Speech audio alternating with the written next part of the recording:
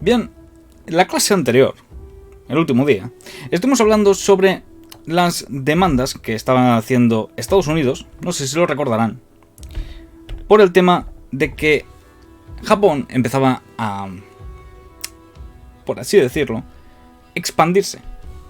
Pero no expandirse de una forma como, ¿qué les diré yo? Como el papel higiénico. Se estaban expandiendo de una forma bastante poco adecuada.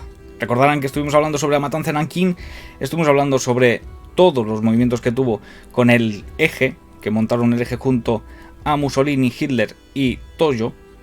Así que más o menos estaremos en ese contexto. Para precisar un poco más. Si Japón aceptaba las demandas de Estados Unidos, que consistían en última instancia en abandonar los grandes avances imperiales japoneses, tenían que ir a la guerra para conseguir petróleo. Pero lejos de detener la expansión, Japón, las sanciones, lo único que hacían era acercar la guerra. Ponían sus miras en una nueva fuente de petróleo, mucho más cerca de casa de lo que podía ser el 80% de la producción que venía de Estados Unidos. Por tanto, Japón no tenía petróleo, pero sí lo tenía el Pacífico. Este estaba, desgraciadamente, en las islas orientales, lo que se conoce como Indonesia, que eran colonias holandesas. Allí había muchísimos yacimientos petrolíferos más ricos. Actualmente no están, entiéndanme, actualmente no están tan desarrollados, ni están tan explotados, pero en ese momento era lo más rico y lo más fácil y accesible con los medios de la época. El riesgo de que cualquier movimiento hacia el sur los pusiera peligrosamente cerca de las manos estadounidenses era notable, pero cualquier precaución se desvanecía con un cambio dramático en la situación de la política de Japón. Lo recordarán que hablamos que el primer ministro Fumimaro Konoe, disculpen, es que se me traba la lengua, renunciara el 16 de octubre después de que Tojo anunciara 2 días antes que las relaciones entre Japón y Estados Unidos se habían ido al carete. Entonces, como Tojo le hizo esa jugada a Konoe, Konoe se vio obligado al día siguiente, o a los 2 días, concretamente, a abandonar su cargo como primer ministro. Y en este caso, sí que la guerra era inevitable. Japón golpearía primero. Tenían la concepción de que Estados Unidos era la máxima expresión del poder decadente, con su cultura de consumo y su materialismo. Si sacan con fuerza, estando ya bajo la amenaza fascista en Europa, controlando el Atlántico y además teniendo que centrarse en el Pacífico, realmente era poco probable para los ojos japoneses de que Estados Unidos, un país el cual estaba para ellos acomodados en una política centrada en simplemente el desarrollo industrial y el mantenimiento, de la flota que ya habían conseguido fabricar y no evolucionar, estaba claro que iba a ser una derrota bochornosa para un gigante industrial. Pero ¿cuáles eran las posibilidades de que los estadounidenses dijeran que iban a hacer ese esfuerzo sobrehumano? Luchar en el Pacífico, en el Atlántico, en Europa. Los japoneses entendían claramente que eso no iban a hacerlo. Para ser sinceros, la idea no era derrotar a Estados Unidos, sino desgastarlos. Sabían que teníamos una población más grande, más fábricas, y que podríamos producir más aviones. Pero carecíamos de ese espíritu japonés, y eso ganaría la guerra. Simplemente el espíritu. Bueno, en fin, cada cual tiene sus creencias. Pero cualquier ataque a Estados Unidos tenía que implicar a la Marina. Y para eso necesitaríamos la ayuda del escéptico de la guerra, el almirante Yamamoto.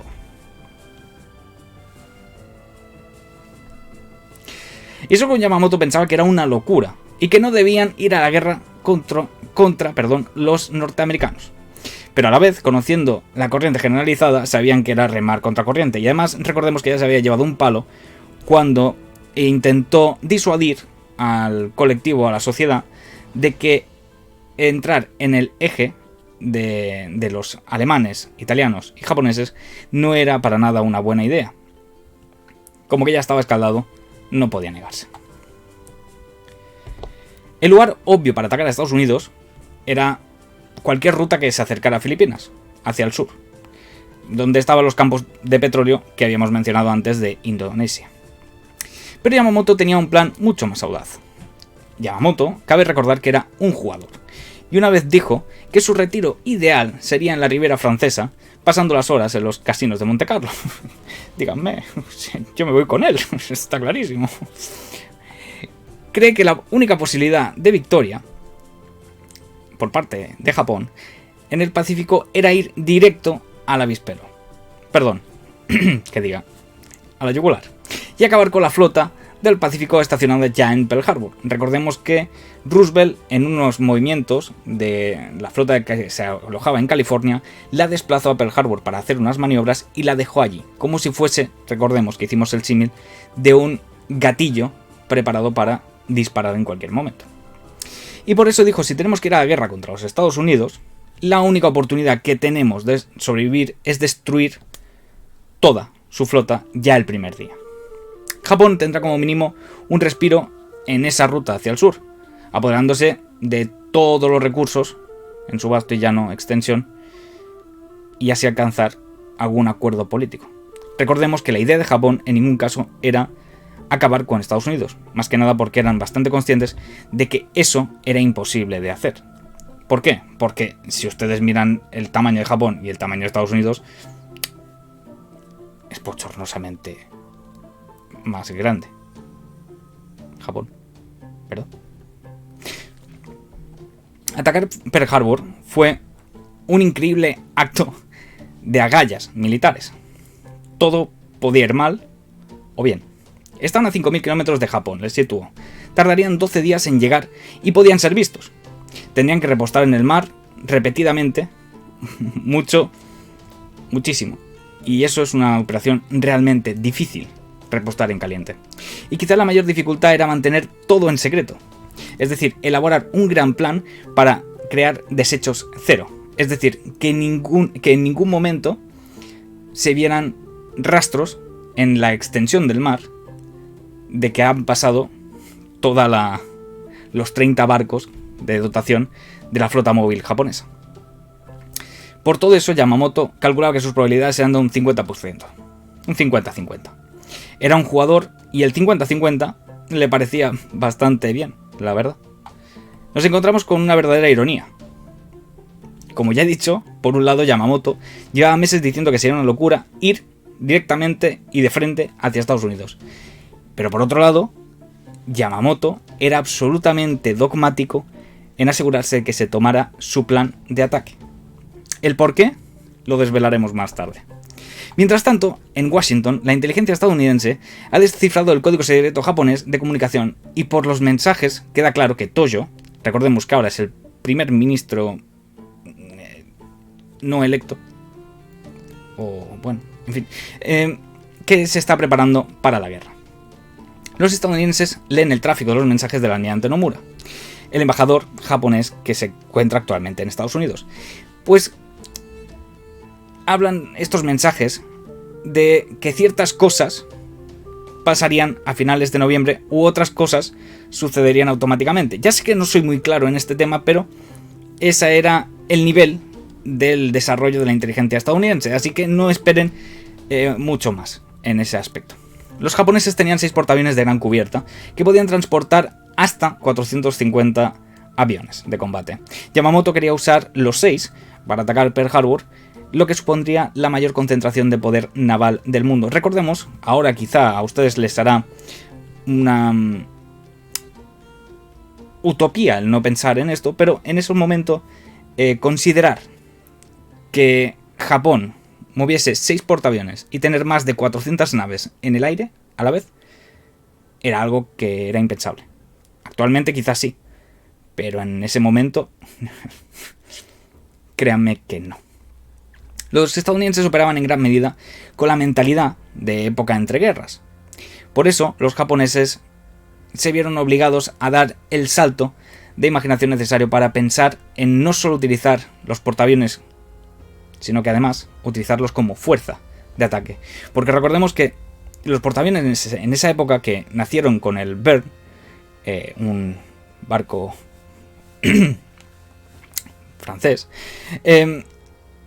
habían sido para eso.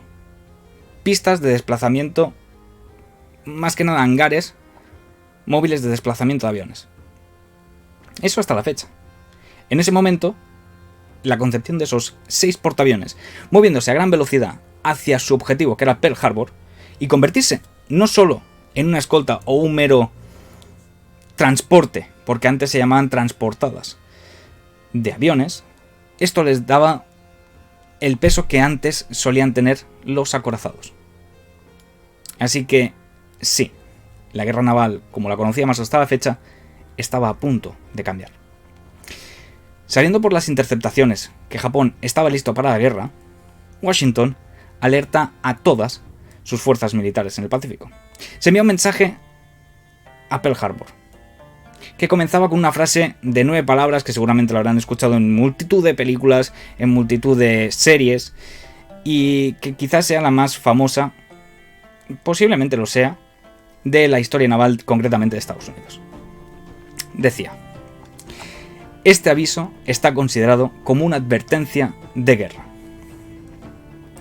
Y luego pasaban a enumerar posibles objetivos: Filipinas, Malasia, ciertas costas, etc.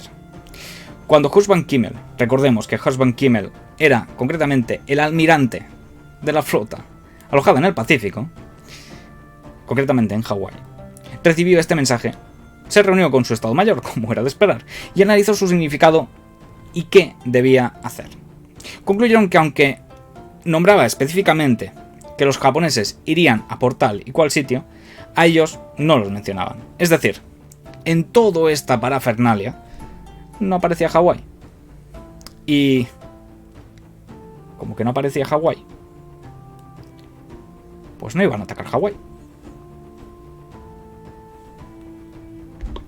El almirante Kimmel cree que tendrá que enviar su flota para apoyar cualquier zona que sea atacada, es decir, socorrer, no prevenir ni defenderse.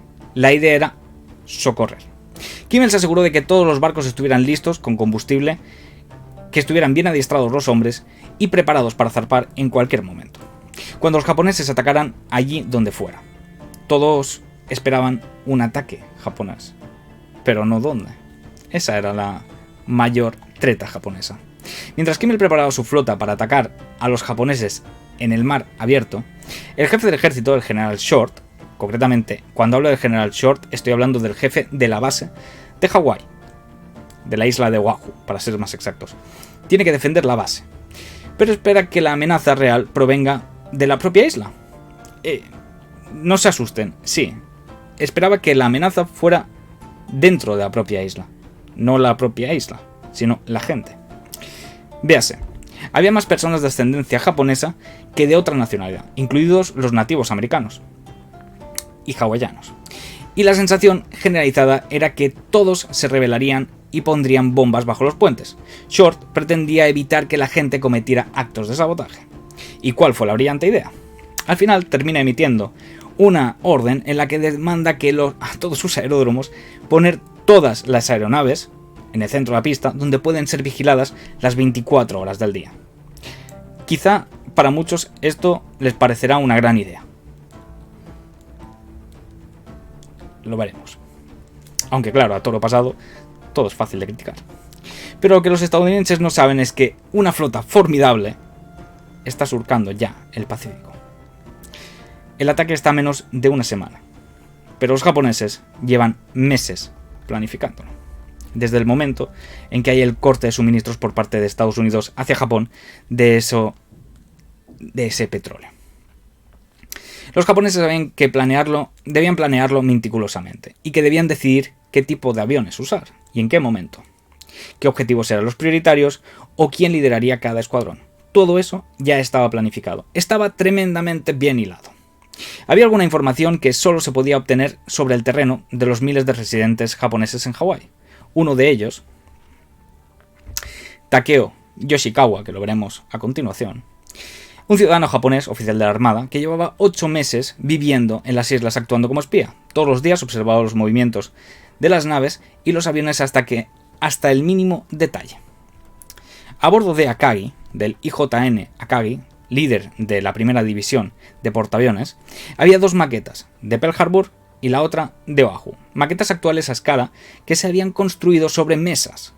Hicieron incluso pequeños barcos, pequeños barcos de guerra en forma de chocolatinas, es decir, no eran más grandes que una chocolatina. De esta manera los pilotos podrían tener unas referencias y direcciones para poderlos reconocer cuando estuviesen sobrevolando la isla. Se hizo evidente que las embajadas y consulados japoneses estaban destruyendo sus máquinas de códigos secretos y documentos. ¿Por qué un país hace eso? Un país que está a punto de entrar en guerra con otro país. Se da cuenta de que el país anfitrión probablemente llamará a la puerta de su embajada y le dirá: oiga, deme los papelitos.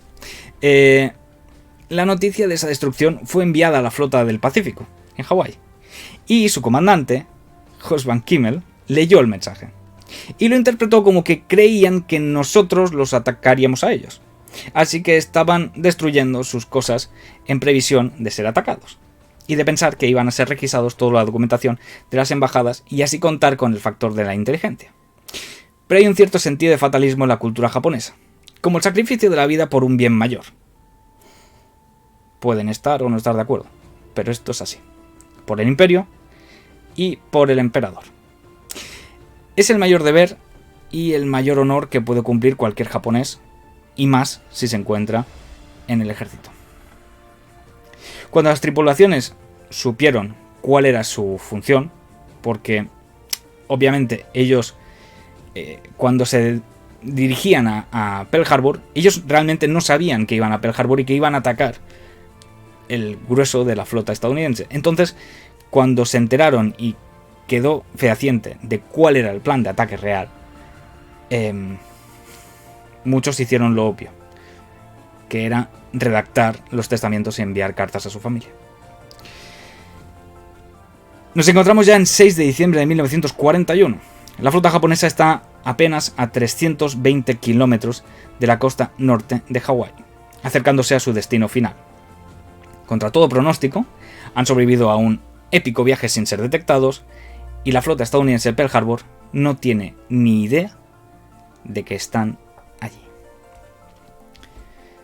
Y ahora viene la mejor parte. Frank Knox, el señor que ven aquí en la pantalla, es el ex secretario de Marina y celebró una cena ese mismo día en Washington DC, a la que invitó a varios miembros de la prensa internacional, además. Le pidieron que dijera unas palabras sobre el tema del conflicto japonés, que ya era más que claro que posiblemente Japón atacaría cualquier punto de Estados Unidos. Y dijo así: señoras y señores, no sé qué va a pasar. Ninguno de nosotros lo sabe. Pero puedo decirles con gran seguridad que pase lo que pase, no nos sorprenderán. La Armada Americana está lista.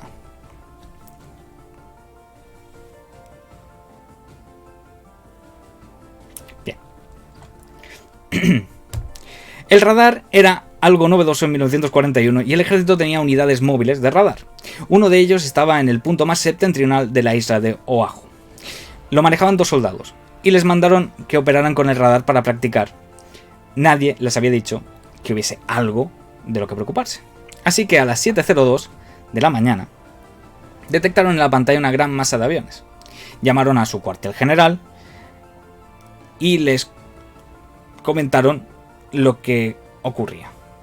El cuartel general les dijo que no había de qué preocuparse, que probablemente eran aviones de la Armada o que provenían del continente.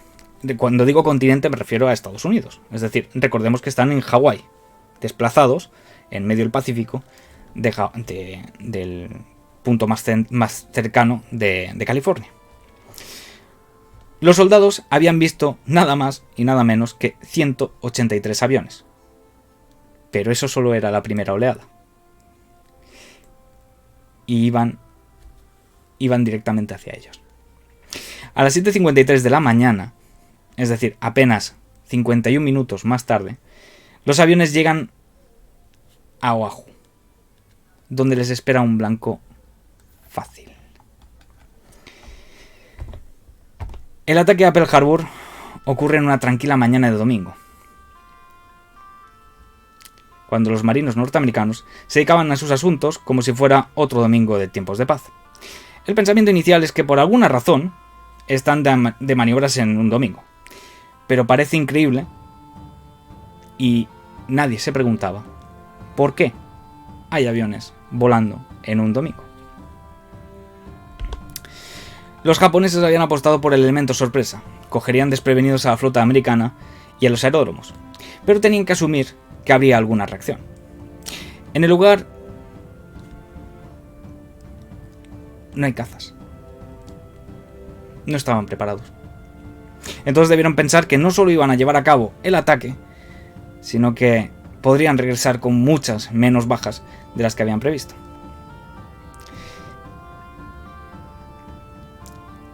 Era una preciosa mañana. Era muy fácil identificar todos los objetivos y comenzar a soltar sus bombas. Los japoneses atacan primero los aeródromos, destruyen los aviones antes de que tengan la oportunidad de responder, gracias a las órdenes de General Short, que como hemos dicho estaban en medio de la pista, siendo un blanco totalmente fácil. La munición antiaérea estaba guardada lejos de los saboteadores. Algunos miembros del personal de tierra libraban realmente una batalla desesperada para encontrar las llaves. Ahí están viendo las imágenes. Son imágenes verídicas. Tras destruir cientos de aviones en minutos, imagínense, los japoneses centran su atención en la verdadera presa, los acorazados.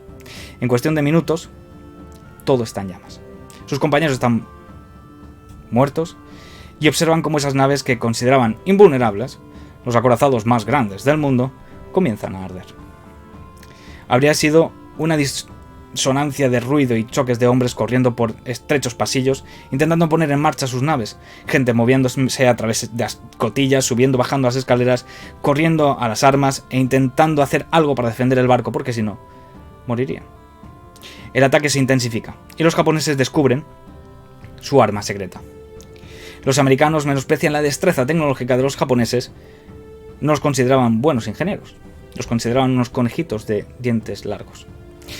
Sabiendo que Pearl Harbor era inmune de los torpedos, en las semanas previas al ataque los japoneses habían encontrado una ingeniosa solución construyendo un nuevo tipo de torpedo que podía ser lanzado en aguas poco profundas. Era fijando unas aletas de madera y otros elementos a los torpedos que absorbieron el impacto inicial y permitiéndoles sumergirse a poca profundidad. Recordemos que solo había como máximo 15 metros de profundidad en la isla. Así que pueden usar lo que los americanos piensan que era una ventaja y dar la vuelta a las torres. Es como hurgar en la herida, ya que no solo están siendo atacados por bombarderos en picado, los torpedos están causando una terrible devastación. Los japoneses tienen suerte y una de sus bombas impacta en el polvorín delantero del USS Arizona, levantando los barcos del agua. En pocos segundos caen más de 1100 marinos. Es el golpe más devastador de toda la mañana. Para un estadounidense que observe el desarrollo de los acontecimientos, el ataque es más que una catástrofe nacional.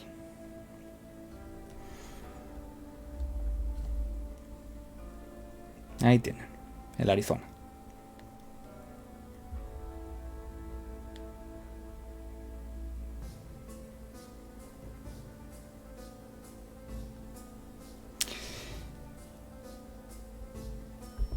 Esa mañana, Kimmel tenía previsto jugar al golf con Short. Kimmel estaba despierto cuando recibió la llamada de que los aviones estaban atacando Pearl Harbor. Se puso el uniforme, lo abrochó parcialmente y se dirigió hacia el jardín de su casa y desde allí vio cómo se desarrollaban todos los actos y hechos que hemos narrado ante él. Las bombas que estallaban, aviones japoneses que sobrevolaban, era una pesadilla. Pero la pesadilla de Kimmel empeoraba aún más porque pierde una oportunidad manifiesta de actuar esa misma mañana. Media hora antes de que llegaran los aviones japoneses, había recibido una llamada telefónica avisando de que un submarino enemigo había sido avistado y destruido por un barco americano, justo a las afueras de Pearl Harbor. A pesar de la advertencia, no se había preparado para el ataque. Así que la gran ironía de Estados Unidos efectúa el primer disparo en la guerra del Pacífico. Es decir, nosotros disparamos primero. Luego nos retiramos y dejamos que nos atacaran. A estas alturas, Kimmel ha escuchado tantas advertencias que incluso cuando el USS Ward informa del hundimiento del submarino o microsubmarino, él no se lo cree. Ese fue uno de los grandes fallos de aquella mañana. Kimmel sabía que sus días como comandante de la flota del Pacífico habían terminado. Después, dijo la conocida frase: «Cuánto mejor hubiera sido que una de esas bombas me hubiera matado».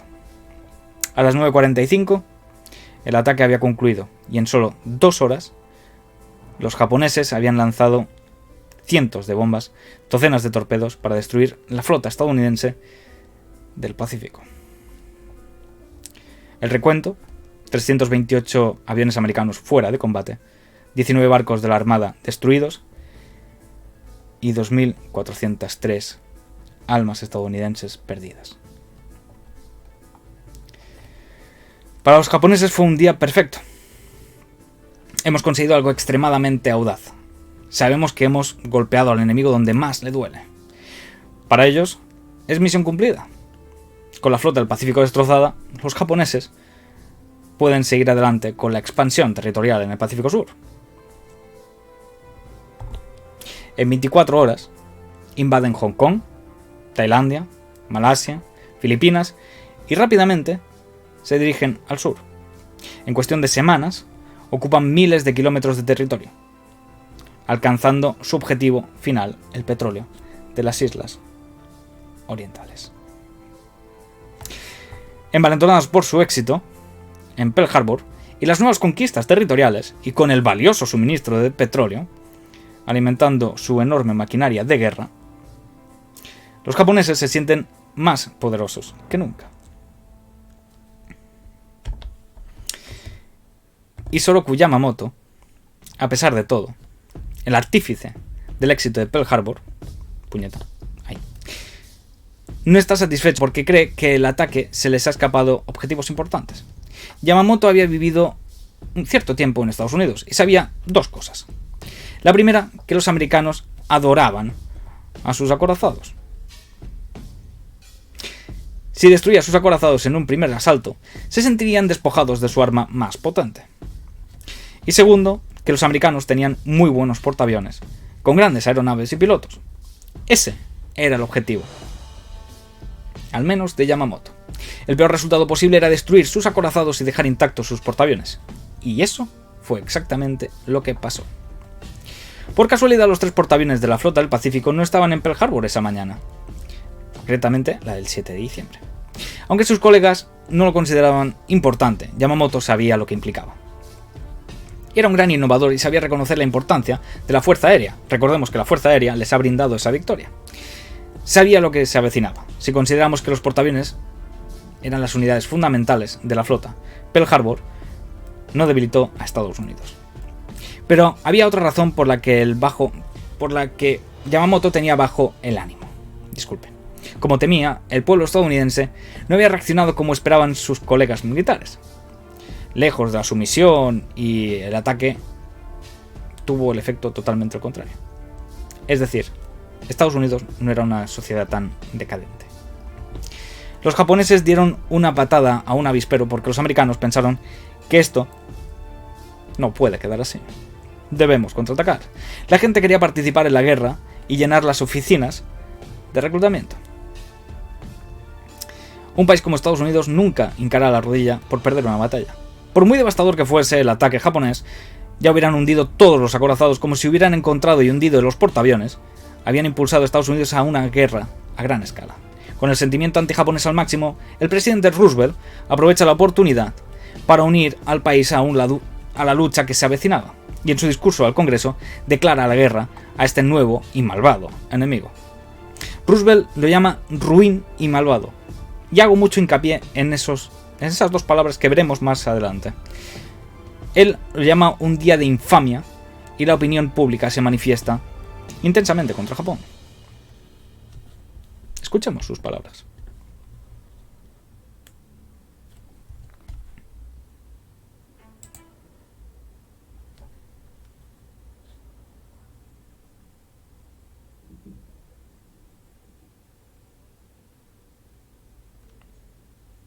se hace de rogar. No matter how long it may take us to overcome this premeditated invasion, the American people in their righteous might will win through to absolute victory.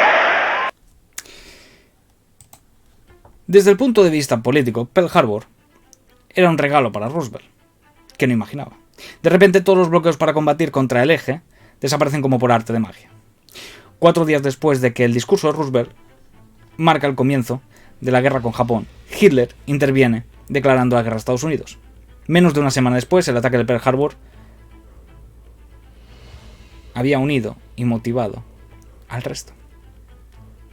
Estados Unidos es ahora un combatiente de pleno derecho en la Segunda Guerra Mundial. Churchill, por ejemplo, fue de los que hizo un comentario de ese día habían ganado. ¿Por qué? Porque Estados Unidos se había visto abocada hacia una guerra totalmente descabellada. En pocos días, Roosevelt hace planes para el bombardeo de Tokio, que trataremos en el próximo día, usando 2 de los portaaviones que se libraron en el ataque de Pearl Harbor, concretamente la USS Enterprise y la USS Hornet. En 3 meses, la mitad de los barcos que se creían destruidos durante el ataque vuelven al servicio. Finalmente, todos menos uno están reparados y operativos. El conflicto del Pacífico continúa en 1942 y Estados Unidos desata todo su poder militar. La guerra no ha hecho más que empezar. Esto es todo por hoy. Es amargo el momento de la despedida. Sé que me echarán de menos, pero la semana que viene se vienen más cosas. Así que se despide un humilde servidor. Soy Chuck Kansas y como siempre, es un placer para usted. Muchas gracias.